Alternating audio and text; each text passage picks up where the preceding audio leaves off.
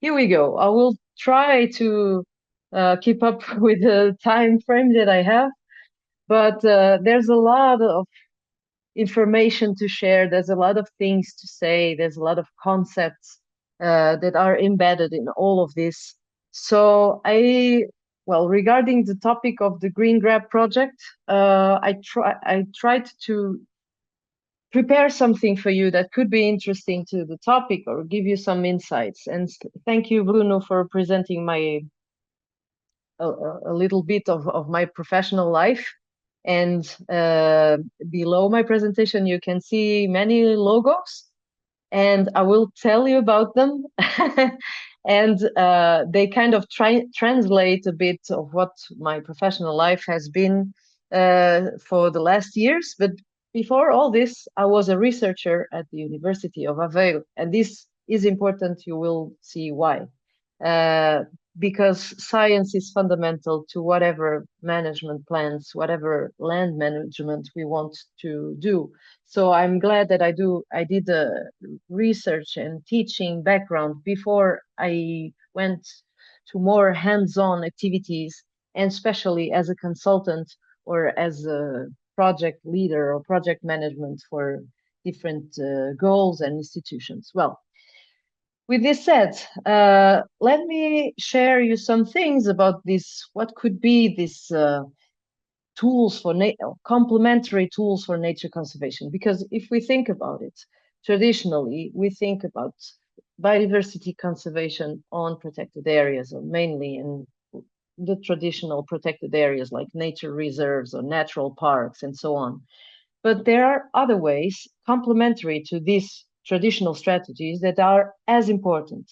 And this is recognized by, well, by science, also by the European Commission, advisory committees, and so on. So these things that we can do more locally with local governance and even with our citizens, like Maria just said, are broadly described as other effective area-based conservation measures. That's a new term, a new concept that is quite broad, but that is being mentioned, and probably most of you have seen it written somewhere, that it are the OECMs. Well, this concept is quite broad because there are some of these instruments that are um, not only for nature conservation as such, but also for cultural preservation, or for promoting traditions and cultural heritage and things like that. But also it can be publicly managed. It can be managed or coordinated by one individual, a community. It could be regional. It could be municipal, and so on. So it's a broad concept, but it has a common thread that connects all of this. And this meaning of these OECMs is that sometimes they are more practical in their activities than they are legally framed somehow. Sometimes they don't have any legal protection at all, but they are a very easy to communicate and to understand tool. And that is also important in nature conservation and in promoting we use these heavy words like blue and green infrastructure, preserving biodiversity in urban areas, but sometimes the common citizen doesn't understand this language. But if we say there's a park or there's something near your house that is there to preserve a certain species that only occurs here, or even that there's a park where you can go with your children and feel safe and enjoy nature, this is something that everyone can understand and sometimes has more value than science. Whatever whatever communication we do on this, we must be sure as the managers, as the scientists, that it is scientifically backed up and that it is valid as a conservation tool. But anyway, I would like to share 3 case studies with you that are very different in their approaches and in their concepts. And this is the first one, the municipality of Lousada. I am not working in this project anymore, but it occupied about 1 decade in my life. So I'm very proud to share some results that we achieved in this municipality that is located in northern Portugal. Probably you heard about Oporto, the ones that are not from Portugal, but probably you have heard of our second largest city. And in the district of Porto, there's a municipality that no one knew 10 years ago. And now everyone in the environmental activities, at least, they know where Losada is. So it's heavily for rural or peri-urban region of Porto. It is very populated with about 500 inhabitants per square kilometers. It is urban and rural, and it looks more or less like this. So, in environmentally speaking, and in terms of biodiversity, is really fragmented. At the first sight, it wouldn't be very, very interesting, and you wouldn't think about creating a natural park in here because it's all or almost everything is anthropogenically changed. So you have forestry, but these forests are industrial. So you have farming. Some of it are some of these lands are intensively managed for producing wine, for example. You have urban areas, of course, and also a heavy uh, industrial setting there. So it is at the very beginning of the project, and you will see when this was. It was very challenging to understand what direction we would go with all of this and all these threats and low space for biodiversity to thrive. And why do we need biodiversity? Because we need regulating ecosystem services and we need quality of life for all of these inhabitants. We need the chemicals to go away. We need fresh air. We need the land to be producing with quality. So biodiversity is everywhere and we need it to live. So what are the issues there? So a very fragmented landscape, as I told you, with forests occupying 44% of the territory. So that's a large number, but most of it are industrial productions that, well, are the equivalent or to, I use this term a lot, to green deserts. They are industrially explored as mostly in eucalyptus stands, and biodiversity is very, very scarce there.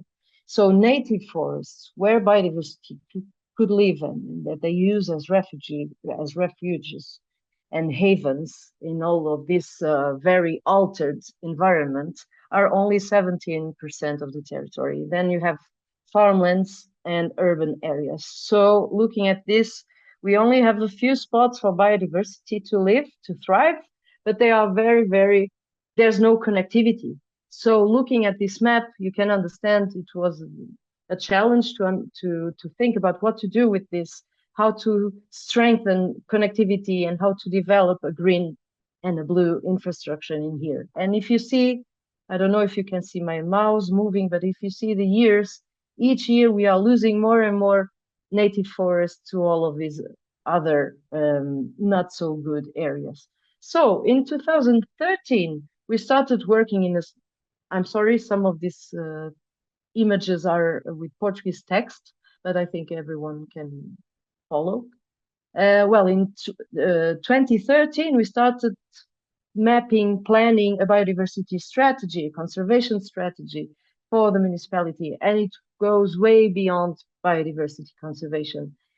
This team, this environmental team at the municipality, that by that time I was working there, but not anymore, but I was leading this transformative project for this municipality, and we tackled green energy, mobility, water efficiency, resources efficiency in general, waste management, also invasive species, as Maria was saying, with a lot of ethics and conservation decisions to make, also tackling different types of publics. So everything that you can think about regarding environmental education, well, citizenship as such, and local governments had to be transformed and think of and thought of for a sustainability goal in general.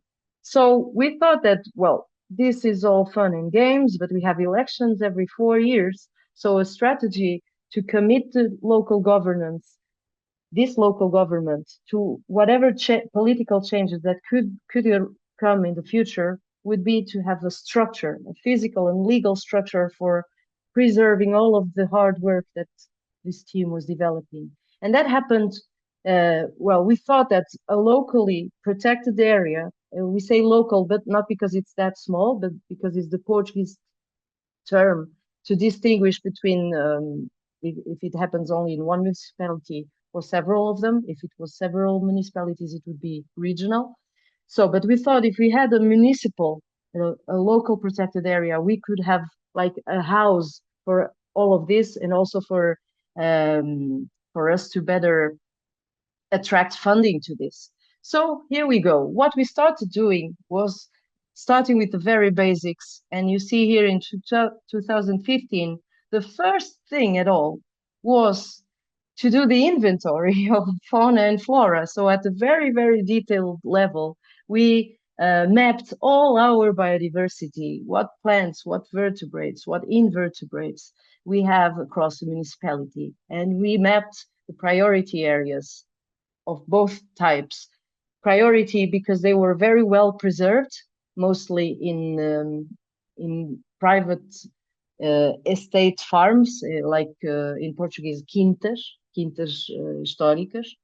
And also well, priority could also be established because it was so damaged, but it has so much potential that we wanted to restore those areas.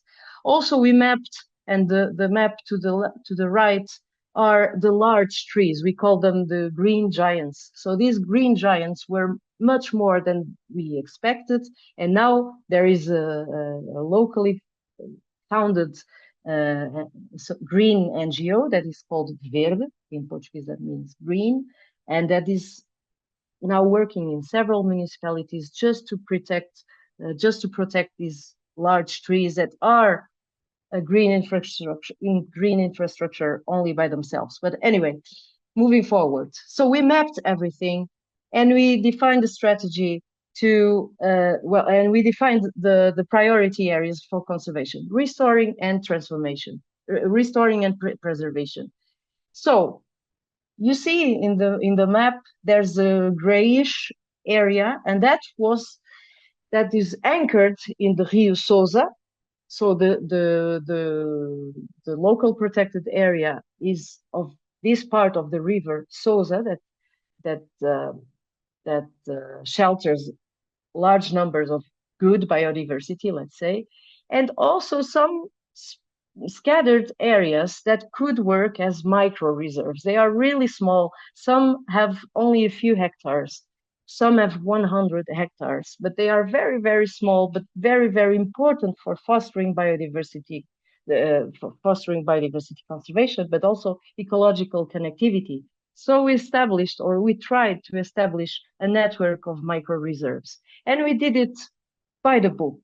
So we wrote a local law. We submitted all of these laws to public discussion, and then we went back to the official publication in our Diário da República, that it became something important and legally bounded. So our authorities legally, the municipal police, for example, and the municipality, the local council, can and have the power to legislate and to operate in the protection of biodiversity in these areas. Also, for the management of the green infrastructure that is secured by the large trees, the green giants. And this is not something that is lesser. This is a huge step. For example, this regulation, this law, this local law from Lousada, since it was so well written and so well prepared and so well defended by science, was what our national parliament used as a draft for the national law that is now applied and that is being enforced for the protection of large trees everywhere in the country. So sometimes these small steps that are actually big in local settings are, how to say, I'm sorry, I'm very tired because for many days I have been sleeping like 3 or 4 hours because I'm in field work and sometimes words are not coming so easily. So sorry for that. But anyway, I was saying, sometimes these steps are the cornerstone for making a difference and for making something happen that matters and that changes the path of traditional biodiversity conservation. And this has an impact in rural settings. And of course, it mirrors to the urban settings as well. And let's look at the map again. All of this network of protected, locally protected areas and adding the microreserves count over or about 20% of the territory now. So the next step is continue to restore and to have 30% to be the first in line to be able to answer to the restoration law that is European now. So Losada is there, is working. They didn't wait for anyone. And some results here, as Maria was saying, we can and we should engage all the citizens and everyone in these activities. For example, the map to the left, you have the removal in square meters of invasive species in all of this, in these priority areas. To the right, you have the plants that were planted, native plants, shrubs, and trees that were planted with the citizens. But there are many, many, many other activities that result in what? In habitat restoration that provide life quality and also that allow literacy and pedagogical programs for the citizens, that allow for social engagement for the elderly, for children, for businessmen, for disabled people, for everyone. And also we need this funding and investment in this area that was forsaken here in rural Portugal. So some images of the before and after, and you can see that very, very fast, in a matter of 2 or 3 years, sometimes you have a forest, you have a pond for wildlife, you have a river that is restored, that has a purpose, and that can support large numbers of biodiversity. So supporting of biodiversity is key for promoting connectivity. And what happened after all this work is that some rare species that were locally extinguished came back and that are thriving now, and we have all the science to back this. So I'm very, very proud of this project, and you can learn a lot more if you write Losada or Losada Ambient in Google. So next steps will be to increase protection to 30% locally, reach the plantation of 200,000 native plants, and 150,000 are already in the field. So it's achievable. In 1 decade, you can really transform one municipality. So reinforce connectivity, develop management plans for key species or key taxonomical groups, strengthen social engagement while you also empower this community with new pedagogical strategies and communication strategies. So this is something that all this team of Losada should, I am sure they are very, very proud, and it's an example of what can be done with no funding. Funding is starting now to come. So this is really important. But you can argue that nevertheless, it's a public authority. It's a municipality. They have their budget. They can manage it. Establishing priorities, okay. But sometimes you can do the same without any funding, any public funding, I mean. And I bring you now association in English, BioLiving. It's an association that works near Aveiro. That is also a city, a medium-sized city southern to Porto.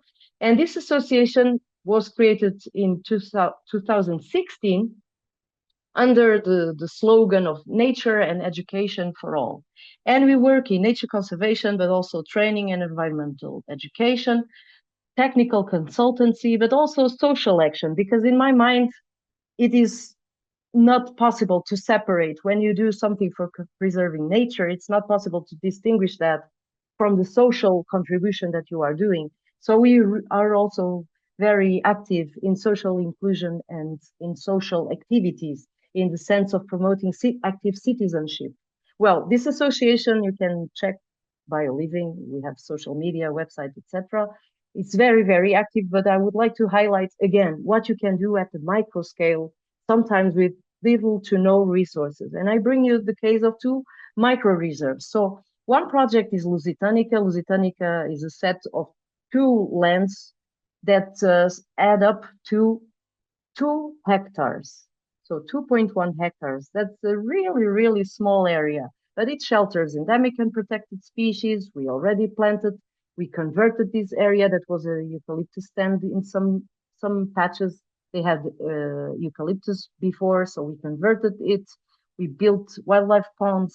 We engaged many volunteers with all of this, but also we respect the traditions that were there before. It was a traditional agricultural farm that had water courses, a water mill, and so on. And we also try to embed this local architecture and local traditions in everything that we do in our biological restoration. So, and we also engage local communities in interpret and understand what we are doing, delivering examples of best practice that they can replicate in their farmlands or their forest lands. And this is also, in my mind, this is very important. For example, if for anything else, at least we organized a training center for university students. Youth nowadays is very different from 20 years ago, and they really need to practice their social skills and competences in the field and so on. And BioLiving can complement what they learn at university with these practical experiences. And overall, only with these 2 hectares, we already trained over 600 volunteers. More or less half of them are college students that are now better prepared for facing labor market and so on. So, but these very small areas of 2 hectares, well, all of this done without public funding, but look, it's in a region where eucalyptus stands are dominating the landscape. And 2 years ago, there was a large fire, a very large fire that burned 8 kilometers uninterruptedly in continuous eucalyptus stands for 8 kilometers. And what stopped this fire was our very micro little reserve. And you can see the evidence here. So before reaching houses that are to this part of the picture, houses and other farmlands, that you can see that our native trees, our wildlife ponds, and the stream, the little part of the stream, the creek that we restored, was able to stop the fire without any firefighters there. So it's a very small area, but with a huge ecological and social importance. Similarly, and of course, this is, if we didn't stop this fire, it would reach villages and cities. So how is this rural setting protecting the green infrastructure of urban settings? Well, it's pretty obvious. And here another example, a larger forest now that is still a micro reserve, because we consider micro reserve areas that are more or less below 20 hectares. But okay, this one it's an old growth oak forest near Aveiro. It occupies 14 hectares. It's an important wildlife refuge and an ecological stepping stone for the urban matrix of the region of Aveiro.